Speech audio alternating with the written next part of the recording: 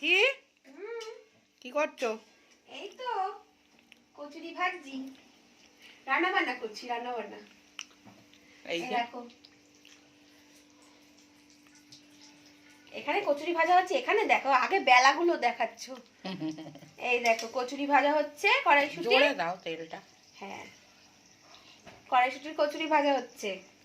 এই যে ভাজা হয়ে গেছে, সেগুলো দেখাই। এই দেখো দুটো ভাজা হয়েছে। দুটো ভাজা হয়েছে। তো আমি করছি না, মানে আমি একটু জাস্ট ভেজে ভুজে দিচ্ছি। বানাচ্ছে মাই দুপুর থেকে, না সরি বিকাল থেকে রেডি করেছে। সন্ধ্যেবেলা থেকে মা সব রেডি করেছে। আর মা আসতে আমি এখন ভাজাভাজিটা করে দিচ্ছি। মা বেলছে, দেখো বেলে বেলে নিয়ে এসেছে। আমি বললাম তাই একটু করে শেয়ার করি আমার বন্ধুদের সঙ্গে। কি তো আজকে ডিনারে কড়াইশুঁটির কচুরি। আর কি করেছো? মটরশুঁটি দিয়ে আলুর তরকারি করেছে। মটরশুঁটি আলু দিয়ে তরকারি করেছে। আমি বলেছিলাম আলুর দম করতে, আলুর দম করেনি। মটরশুঁটি দিয়ে আলু দিয়ে তরকারিটাও খারাপ লাগবে না।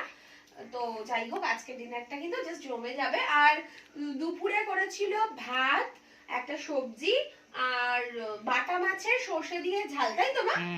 তো ওইটা করেছিল সর্ষে দিয়ে ঝাল, মানে ওটাকে কি বলে? ওই ঝালই সর্ষে দিয়ে। যাই হোক, তো ওইটা করেছিল, ওটা তো দুপুরে লাঞ্চে খেয়েছি। কিন্তু এখন এটা একদম নিরামিষ ভাবেই করা হচ্ছে, কোনো ঠেকাঠেকি খাওয়া দাওয়ার মধ্যে হচ্ছে না, তাই তো?